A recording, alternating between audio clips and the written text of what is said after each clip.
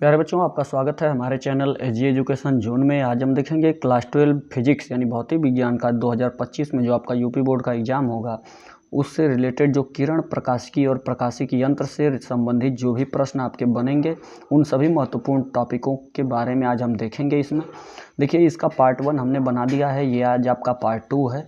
यदि आपने उसे न देखा हो पार्ट 1 तो उससे जाकर अवश्य देखिएगा और अपने जो छूटा हुआ जो भी पॉइंट है, जो भी इंपॉर्टेंट क्वेश्चन है वो आपको पार्ट 1 में मिल जाएगा इससे रिलेटेड, और आप उसे तैयार कर लीजिएगा। यदि ये वीडियो आपको अच्छा लगे तो इसे लाइक कीजिएगा, चैनल को सब्सक्राइब कीजिएगा और अपने दोस्तों से शेयर करना ना भूलिएगा। यदि आप नए हैं तो इस चैनल को ज़रूर सब्सक्राइब कीजिएगा, जिससे आने वाली कोई भी नोटिफिकेशन आपको सबसे पहले मिले। और चलिए अब देखते हैं अपने इस पॉइंट पे कि किससे किससे संबंधित कैसे प्रश्न हमारे आते हैं। अब देखिए, प्रकाश की उत्क्रमणीयता का सिद्धांत पूछता है। तो प्रकाश की उत्क्रमणीयता का सिद्धांत क्या होता है? तो ये होता है कि यदि विभिन्न माध्यम यानी अलग अलग माध्यम से होकर जाने वाली अगर प्रकाश यानी प्रकाश अगर कोई है यानी अलग अलग माध्यम से होकर जा रही है, तो प्रकाश की अपवर्तित किरण को वापस उसी माध्यम में भेजा जाए तो वह अपने उसी पथ पर चलकर वापस पहले माध्यम में लौट जाती है। इसे ही उत्क्रमणीयता का सिद्धांत कहते हैं। अब कहने का ये अर्थ है कि देखिए, जैसे एक माध्यम आपका कांच है, दो माध्यम है, एक माध्यम दो माध्यम, एक माध्यम आपका कांच है, दूसरा माध्यम आपका क्या है, वायु है। तो इस तरीके का जब माध्यम है तो जब एक माध्यम से यानी एक माध्यम से या दूसरे माध्यम में प्रवेश कर रही है तो देखिए इसमें थोड़ा सा विचलन आ जा रहा है, यानी यह सीधे आना चाहिए, इसको सीधे नहीं है, थोड़ा सा बेंड है, विचलन आ जा रहा है। यहाँ पे भी देखिए एक माध्यम है, दो माध्यम, इसमें तीन माध्यम है। तो पहला माध्यम इसमें कांच का वायु का था, इसमें कांच का है, दूसरा माध्यम वायु का है, फिर तीसरा माध्यम आपका कांच का है। यानी जो आपका ठोस माध्यम है उसे सघन माध्यम कहते हैं और जो आपका ठोस का नहीं है उसे विरल माध्यम कहते हैं। तो वायु का माध्यम आपका कैसा माध्यम हो गया, विरल माध्यम, कांच का माध्यम सघन। इसमें क्या है कि सघन माध्यम से विरल माध्यम में और विरल माध्यम से फिर सघन माध्यम में प्रकाश की किरण प्रवेश कर रही है तो अपवर्तित हो रही है, और फिर अगर उसे भेजा जा रहा है तो एक समय ऐसा आएगा कि वह देखिए वह यहाँ से आया है तो सीधे नहीं है, यहाँ पे भी थोड़ा सा बेंड हुआ है, और बेंड होने के बाद फिर सघन माध्यम में जब आ रही है, यानी जब सघन माध्यम से विरल माध्यम में आएगी तो थोड़ा सा प्रकाश में विचलन होगा, किधर, ऊपर की तरफ। और अगर विरल माध्यम से फिर सघन माध्यम में आएगी तो नीचे की तरफ विचलन होगा, ठीक ना। तो इस तरीके की बात होती है, यानी थोड़ा सा विचलन जरूर होता है। तो इस तरीके से आप कह सकते हैं कि यदि हमारा माध्यम कितना है, दो है, यदि माध्यम दो है, एक और दो, इसमें माध्यम कितने हैं, तीन हैं। तो माध्यम अगर तीन हो तो और माध्यम दो हो तो क्या होगा, तो इसे कहेंगे कि पहले के सापेक्ष दूसरे का अपवर्तनांक बराबर हो जाएगा, यानी पहले के सापेक्ष दूसरे का अपवर्तनांक जो होगा वह क्या होगा, 1/2n1 कह सकते हैं इसे, ठीक ना, 1/2 दूसरे के सापेक्ष पहले का अपवर्तनांक, ठीक ना। लेकिन यदि आपका माध्यम तीन हो तो इसे क्या कहेंगे, दूसरे के सापेक्ष तीसरे का अपवर्तनांक बराबर पहले के सापेक्ष तीसरे का और पहले के सापेक्ष दूसरे का अपवर्तनांक, ठीक ना। तो तीसरे का और दूसरे का अपवर्तनांक दोनों आपस में क्या होंगे, अनुपातिक होंगे, लेकिन किसके सापेक्ष, पहले के सापेक्ष, दोनों पहले के ही सापेक्ष होंगे अगर तीन माध्यम होगा तो इसमें वन की बात तो है नहीं, इसमें दूसरे तीसरे का एक दूसरे के सापेक्ष अगर अपवर्तनांक होगा तो ये पहले का तीसरे का और पहले का दूसरे के सापेक्ष के अपवर्तनांक के अनुपात के बराबर होगा, ठीक है ना। और यहाँ दो ही हैं तो दो ही हैं तो पहले का दूसरे के सापेक्ष अपवर्तनांक बराबर होगा, ये 1/1 हो जाए, उल्टा हो जाएगा क्या, दूसरे का पहले के सापेक्ष, ठीक ना। तो ये बात होती है आपके। तो ये उत्क्रमणीयता के सिद्धांत में जो माध्यम बढ़ते हैं तो उसके अनुसार होता है। तो आपने क्या देखा आपने कि जब सघन माध्यम से विरल माध्यम में आई तो बेंड हो गया, ठीक ना, सीधे उसी तरीके से नहीं आई है प्रकाश की किरण जैसे आई थी। लेकिन जब कांच और वायु यानी अलग अलग माध्यम है तो अब क्या होता है कि जब कांच वायु में होगा तो इसमें भी देखिए थोड़ा सा बेंड है इधर, और जब ये फिर बेंड होकर जब इधर आई है, जब ऐसे तो ये फिर वैसे ही आई है जैसे यहाँ पे, यानी कि जैसे कांच में था इसका आने का जो पथ था वैसा ही यहाँ पे भी हो जाएगा, यानी कांच में फिर उसका पथ कैसा बदल जाएगा, जैसे वह कांच में आया था। यानी सघन माध्यम में जैसा इसका प्रकाश की जो दिशा थी जैसी थी वैसी ही दिशा आपके फिर कांच में दिखाई देगी, भले ही बीच में विरल माध्यम कोई दूसरा आ जाए। तो विरल माध्यम में जब भी जाएगा तो कुछ बेंड होगा, और फिर अगर सघन माध्यम मिल गया तो वह फिर वैसी ही हो जाएगी जैसे कि वह सघन माध्यम में था। यानी कांच में जैसी दिशा थी वैसी ही दिशा वह फिर उसी माध्यम में। इसीलिए कहा है कि यदि विभिन्न माध्यमों में अलग अलग माध्यम हैं से होकर प्रकाश की किरण जा रही है तो अपवर्तित किरण जो अंतर जाती हुई किरण जो होगी अपवर्तित किरण को वापस उसी माध्यम में अगर भेजा जाए, यानी वही माध्यम कांच में भेजा गया था कांच से वायु में, तो फिर वायु के बाद उसे कांच में ही जब भेजा जाए उसी माध्यम में जब उसे भेजा जाए तो वह उसी पथ पर चलकर वापस पहले माध्यम में लौट जाती है। यानी उसी पथ पर, यानी जिस पथ पर वह आई थी जैसी उसकी दिशा कांच में थी वैसे ही फिर कांच में वह सीधा हो जाएगी, ठीक ना। तो इस तरीके से ये कहने का इसका मतलब है, इसे ही उत्क्रमणीयता का सिद्धांत कहते हैं, यानी पहले की तरह हो जाना, इसी को उत्क्रमणी कहते हैं, ठीक ना। तो यही चीज़ है, यानी सीधा उल्टा दोनों बराबर। अब देखिए आगे आपका प्रश्न बनता है गोलीय अवतल पृष्ठ के लिए अपवर्तन का सूत्र निगमन करने के लिए दे देता है आपको कि गोलीय अवतल पृष्ठ के लिए अपवर्तन का सूत्र का निगमन कीजिए।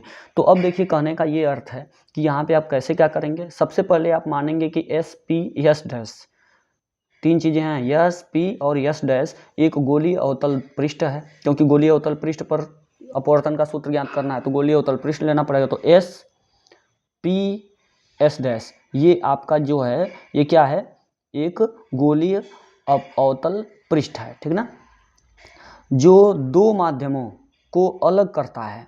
यह क्या करता है, दो माध्यमों को अलग करता है। यानी ऊपर देख रहे हैं कि ये जो आधा माध्यम है वो पी के ऊपर वह कांच का है, ठीक ना। यानी कि अब देखिए ये इधर क्या है, एस पी जो आपका है एस पी के इस साइड आपका कांच का माध्यम है यानी सघन माध्यम, और एस पी के इधर क्या है वायु यानी विरल माध्यम, ठीक है ना। दो माध्यम को अलग अलग कर रहा है कि नहीं कर रहा है, ये जो गोलीय अवतल पृष्ठ है ये इसको इधर कांच का माध्यम इधर वायु का माध्यम, दो माध्यम को अलग कर रहा है। माना माध्यमों के अपवर्तनांक क्रमशः n1 n2 हैं। इस माध्यम का अपवर्तनांक कितना n2 और इस माध्यम का अपवर्तनांक कितना n1, ठीक ना। इसके इधर और इसके इधर दो माध्यम है। अब कह रहा है कि जैसे PO अगर देखा जाए, PO का मतलब क्या, माइनस यू, PO अगर देखा जाए तो माइनस यू, इसका मतलब कि PO जो दूरी है वह किसकी दूरी है, P से O तक की दूरी, यह U है। तो अब ये अवतल है तो इसलिए क्या होगा, माइनस होगा, ठीक ना। तो ये किसकी दूरी है, वस्तु की दूरी। अब देखिए PI अगर लिया जाए, PI तो P से I तक की जो दूरी है वह क्या है, V है, यानी प्रतिबिंब की दूरी, ठीक ना। तो ये भी माइनस में होगा। फिर इसके बाद PC अगर लिया जाए तो P से C यह क्या है, R है, यानी जो उसकी त्रिज्या है माइनस R कर देंगे। कि माइनस क्यों, क्योंकि अवतल दर्पण है। फिर AN, A से N जो आपका लंब है, AN जो है ये आपकी जो है ये कितना है, H, उसकी हाइट ऊंचाई कितनी है, H है, ठीक ना। तो ये हमने देखा। फिर कोण OAC कितना है, कोण O, देखिए O कहाँ है आपका O, फिर A कितना है यहाँ और C कितना, कोण OAC यानी यहाँ से लेके ये जो कोण है ये कितना बन रहा है, देख रहे हैं आप, I है। फिर इसी तरीके से FAB ये ऊपर का है, FAB ये वाला कितना है, देख रहे हैं कि आप R है, ठीक ना, R है। या इसे कोण IAC भी कह सकते हैं, कोण IAC तो IAC भी कितना का हो जाएगा, यानी ये जो कोण हो जाएगा वो ये कितने का हो जाएगा, ये भी आपका R हो जाएगा। किसके बीच, IAC, यानी ये हिस्सा के बीच जो कोण बनेगा वो R हो जाएगा, ठीक ना। क्योंकि इधर का जब बना हुआ है तो वो भी उतने का ही होगा, तो शीर्षाभिमुख जिसको बोलते हैं। तो ये आपको देखने को मिला। आगे देखिए कि अगर हम त्रिभुज ले लें, त्रिभुज OAC ले लें, क्या OA और C ले लें, तो ये कोण कितने, ये इस त्रिभुज में आपका गामा, ये यहाँ पे अल्फा कोण बना, यहाँ बीटा, यहाँ पे गामा। तो गामा अगर लेंगे, गामा बराबर कोण OAC में अगर गामा ले रहे हैं यानी बाहर का, तो क्या होगा, ये जो अल्फा, तो अब देखिए तो आपको जो है ये गामा अगर ले रहे हैं तो अल्फा और जो आपका आई है, अल्फा और ये पूरा कोण आई, ये दोनों के योगफल के बराबर होता है बाहर का यानी बहिष कोण, ठीक ना। अंदर के दोनों कोण के बराबर योगफल के बराबर होगा। तो अल्फा और ये पूरा कितना का बना है, त्रिभुज ये पूरा लिए हैं तो आई पूरा है तो इसके योगफल के बराबर होगा। तो इसलिए गामा बराबर कितना, अल्फा प्लस आई। इसी तरीके से आई बराबर तब क्या हो जाएगा, पक्षांतर कर देंगे तो गामा माइनस अल्फा हो जाएगा, यानी इधर प्लस में है तो इधर जाके क्या हो जाएगा, माइनस अल्फा हो जाएगा। और ये आई बराबर तो हो ही जाएगा, तो आई बराबर गामा माइनस अल्फा, ये समीकरण 1 आपका हुआ। इसी तरीके से और त्रिभुज आई ए सी अगर ले लिया जाए, त्रिभुज आई ए और सी ले लिया जाए, यानी ये अब ये टुकड़ा बस यहाँ से लेके यहाँ तक का ये टुकड़ा अगर ले लिया जाए तो इसका कितना है आर। तो इसमें गामा बराबर कितना हो जाएगा, इसके अंदर का दोनों कोणों का योगफल इसके बहिष कोण के बराबर होगा। तो अल्फा प्लस आर, ये जो आपका गामा है तो ये बीटा प्लस आर, ये बीटा है ये आर है, तो बीटा प्लस आर के बराबर होगा। तो गामा बराबर फिर इसमें आर बराबर कितना हो जाएगा, गामा माइनस बीटा, बीटा को भी पक्षांतर कर देंगे उधर गामा की तरफ जाएगा तो माइनस हो जाएगा। समीकरण 2 हो गया आपका। अब देखिए स्नेल का नियम ये होता है कि आपको पढ़ाया गया है स्नेल का नियम कि sine i by sine r बराबर n2 बाई n1 होता है। तो स्नेल का नियम है यदि पृष्ठ का द्वारक छोटा हो तो साइन आई और साइन आर दोनों छोटे होंगे। तो जब दोनों छोटे होंगे तो साइन आई बराबर आई और साइन आर बराबर आर हो सकता है जब छोटे होंगे। तो साइन आई की जगह आई लिख देंगे, साइन आर की जगह आर लिख देंगे, और n2 बाई n1 तो आपका है ही। तो इससे जब तिर्यक गुणा कर देंगे तो साइन n1 का मल्टीप्लाई आई में हो जाएगा तो n1 आई हो गया, n2 का मल्टीप्लाई आर में हो गया तो n2 आर हो गया, ठीक ना। इस तरीके से अब आई बराबर क्या आपने ऊपर देखा है कि आई बराबर कितना, आई बराबर आपने देखा है कि ये निकाले हैं कि गामा माइनस अल्फा, और आर बराबर गामा माइनस बीटा, यही उठा कर रख देना है आई और आर के जगह। तो आई के जगह गामा माइनस अल्फा और आर के जगह गामा माइनस बीटा। अब देखिए यदि द्वारक छोटा हो तो अल्फा बराबर टेन अल्फा और बीटा बराबर टेन बीटा और गामा बराबर टेन गामा, ये होगा। तो इस तरीके से तो अल्फा बराबर अगर लिया जाएगा तो h बाई माइनस यू हो जाएगा। क्यों, क्योंकि tan बराबर होता है tan अल्फा बराबर, यानी कि tan थीटा बराबर क्या होता है, लंब बटे आधार होता है। तो लंब कितना है उसका h है, जो ए एन आपका था, तो h लंब हो गया और आधार कितना u माइनस यू। तो इस तरह लंब बटे आधार हो जाएगा। तो लंब बटे आधार h माइनस यू, ठीक ना, h बाई माइनस यू। इसी तरह टेन बीटा करेंगे तो h बाई माइनस भी हो जाएगा। टेन गामा कर देंगे, जब गामा कोण लेंगे तो h बाई माइनस आर हो जाएगा। तो आपको इतना हो गया मान इसका। अब यही उठाइए और अल्फा बीटा वगैरह में जैसे रख दीजिए। तो n गामा माइनस अल्फा जो है आपका, तो इसमें आपने ये देखा कि जब द्वारक छोटा होगा तो अल्फा बीटा गामा हो जाएगा। तो यहाँ पे आप क्या करेंगे कि h माइनस ये आपका h by minus r minus h by minus, ये देखिए n1 आपका है, गामा माइनस आर के जगह पे आपका क्या हो जाएगा, तो गामा बराबर कितना टेन बाई, तो टेन गामा, तो गामा का मतलब h बाई माइनस आर। तो देखिए h बाई माइनस आर हो गया, गामा के जगह पे क्या हो जाएगा h by minus r, gamma के जगह पे आपका क्या हो जाएगा h बाई माइनस, क्योंकि गामा बराबर टेन गामा, तो गामा की जगह क्या हो जाएगा h बाई और टेन गामा बराबर इतना, तो h बाई माइनस आर ये हो गया। और अल्फा की जगह पे फिर क्या हो जाएगा h बाई माइनस यू, ठीक, n2 है तो n2 लिख दिया, गामा की जगह पे वही h बाई माइनस आर, और फिर बीटा की जगह पे आपका फिर क्या हो जाएगा h बाई माइनस भी हो जाएगा। अब देखिए दोनों में से h कॉमन ले लिया जाए, ठीक ना, h कॉमन ले लिया इसमें से तो h आपका बाहर निकल गया। जैसे पहले इसे चिन्ह का देख लीजिए, प्लस माइनस ये माइनस, बाकी सब चीज़ें वही हैं, प्लस माइनस आपका माइनस माइनस क्या हो जाए प्लस हो जा रहा है, यहाँ पे भी माइनस माइनस प्लस हो जा रहा है। अब h को कॉमन ले लीजिए, h को कॉमन ले लेंगे बाहर ले लेंगे तो यहाँ पे वन वन बचेगा, तो h आपका बाहर हो जाए n1 h हो गया, और यहाँ वन बाई माइनस आर और यहाँ पे वन बाई यू हो गया, क्योंकि h दोनों में से निकाल लिए हैं, कॉमन ले लिए हैं। यहाँ पे भी इसी तरह कॉमन ले लेंगे तो n2h हो जाएगा बाहर, और आपका वन बाई माइनस आर और प्लस वन बाई भी हो जाएगा आपका, ठीक। अब सुनिए इसके बाद फिर आपका ये देख रहे हैं कि ये h आपका कट जाएगा, ठीक। तो आपका बचेगा क्या, जब इसे आप n1 का मल्टीप्लाई दोनों में हो जाएगा तो क्या हो जाएगा n1 बाई माइनस आर, अंदर मल्टीप्लाई हो जाएगा तो इसमें भी होगा इसमें भी होगा, तो n1 बाई माइनस आर हो गया, फिर plus plus n1 by you, इसी तरीके से N2 बाई माइनस आर ये हो गया, और N2 प्लस है तो प्लस लगा लिया, N2 बाई भी हो गया।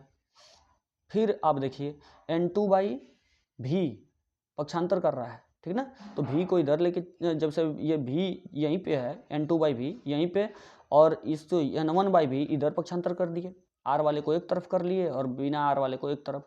तो N1 बाई यू जो है ये इधर आएगा तो क्या हो जाएगा, इसकी तरफ आएगा तो माइनस हो जाएगा। तो यही चीज़ देखिए, अब N1 बाई भी यू इधर माइनस हो गया, और फिर N2 बाई माइनस आर है तो देखिए N2 बाई माइनस आर को इधर भेज देंगे तो ये क्या हो जाएगा, प्लस हो जाएगा, तो प्लस N2 बाई आर, और ये माइनस में था ही N1 by minus N1 by r, ये था ही, ठीक ना, पक्षांतर करके। अब देखिए आगे कि अब इसे क्या करेंगे, तो N2 बाई भी और N1 बाई यू बराबर, अब इसको जब हम एलसीएम ले लेंगे तो N2 माइनस N1 हो जाएगा, तो N2 माइनस N1 हो गया। अब देखिए तो ये चीज़ हो गया। अब यही आपका क्या है, ये सूत्र, एक ये सूत्र आपका होगा कि गोलीय अवतल पृष्ठ के लिए अपवर्तन का ये सूत्र हो जाएगा ये, और एक होगा कि अब आपको N2 की जगह पे क्या रख सकते हैं, तो N2 का मतलब कि पहले का और दूसरे का अपवर्तनांक अनुपात, यानी कि N2 की जगह आप रख सकते हैं N2 बाई N1, N1 की जगह रख सकते हैं N1 बाई N1, N2 की जगह फिर क्या रखेंगे N2 बाई N1, N1 की जगह क्या रखेंगे N1 बाई N1। तो इस तरीके से अब जो रखेंगे आप, तो N2 बाई N1 का मान कितना होता है, N होता है, N1 बाई N1 का मान 1 होता है, ये कट जाएगा आपस में। इसके बाद N2 बाई N1 का मान क्या रखे हैं, यहाँ पे N रखे हैं, और N1 बाई N1 फिर कट जाएगा तो 1 हो जाएगा। तो ये भी आपका एक फार्मूला होगा किसका, N2 बाई N1 बराबर मैंने क्या बताया है, N बताया है। तो ये भी एक फार्मूला हो गया आपका किसका, गोलीय अवतल पृष्ठ के और अपवर्तन का सूत्र। तो इस तरीके से ये सारी चीज़ें आप जरूर तैयार कीजिएगा, ये मोस्ट इंपॉर्टेंट क्वेश्चन में से होते हैं, इनसे क्वेश्चन जरूर बनते हैं। तो इस तरीके से अगर आप नए हैं तो इस चैनल को सब्सक्राइब कीजिएगा, और अगर ये वीडियो अच्छा लगे तो इसे लाइक कीजिएगा और शेयर कीजिएगा।